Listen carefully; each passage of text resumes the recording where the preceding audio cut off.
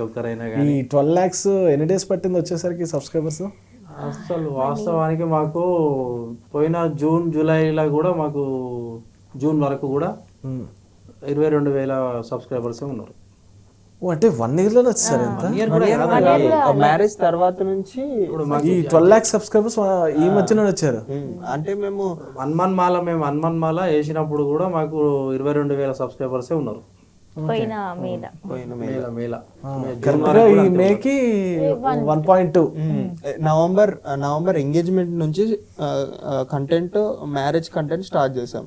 దాని తర్వాత నుంచి ఇక ఎట్లయినా సరే ఇప్పుడు నేను ఫస్ట్ ఎట్లా ఉన్నా అంటే ఇప్పుడు అందరూ అన్నారు ఇప్పుడు పెళ్లి చేసుకుని ఏం చేస్తావు, ఇప్పుడు ఏదో వీడియోలో చేసుకుంటున్నావు కదా, అంటే ఏం చేస్తావు, ఏం సాధిస్తావు చూస్తా అంటే కొంచెం కొన్ని మాటలు వచ్చినాయి బయట నుంచి.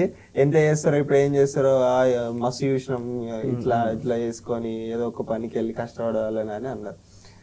పెళ్లి చేసుకున్నందుకు నేను ఇప్పుడు నా గోల్ చేసుకున్నందుకు అరే వీళ్ళు ఇది అన్నట్టే చేసిండ్రా అని చెప్పి అందరు నోళ్ళు ఊపియాలని చెప్పి మస్తు కష్టపడ్డాం. మా మమ్మీ డాడీ నాతో సపోర్ట్ ఉండి మేము అందరం, నేను ఒక్కనే కంటెంట్ క్రియేట్ చేద్దు, ఇప్పుడు మేము 5 members 6 members వాళ్ళకి వచ్చిన ఆలోచన నాకు చెప్తే దాన్ని ఇంకా బెటర్ చేసి ఆ వీడియో తీసిస్తాం.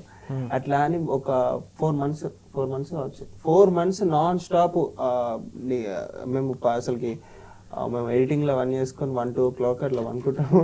అట్లా మళ్ళీ పొద్దున్న 5 వీడియోస్ మనకు టైం టు టైం పొద్దున్న 8 o'clock 12 o'clock 4 o'clock 6 o'clock ఇది మనకు ఒక పీరియడ్ అవి టైం పీరియడ్ మనకు వీడియో వస్తుంది అని చెప్పి ఫోన్ ఓపెన్ చేసి చూడాలి అంటారు. 12 అయింది ఏదైనా ఒక వీడియో పెడతారని చెప్పి అందరికి నోటెడ్ ఇప్పుడు అంతే. వీడియో పెట్టగానే మేము పెట్టి దాన్ని మళ్ళీ చెక్ చేసుకునే లోపే 2-3 మెసేజ్లు ఉంటాయి దాంట్లో కామెంట్స్ లో. 1 minute కూడా సెకండ్స్ లోనే ఉంటది ఇంకా వీడియో పెట్టి. అట్లా గెయిన్ చేసుకుంటూ పట్టుదలతో ఇప్పుడు ఎవరైతే అన్నారో వాళ్ళే అరే ఏమో అనుకున్నా అని మా చుట్టాలు మీ వీడియోస్ చూస్తారంట, ఒకసారి కల్పిస్తానంటే ఒకసారి ఇంటికి వస్తాము అని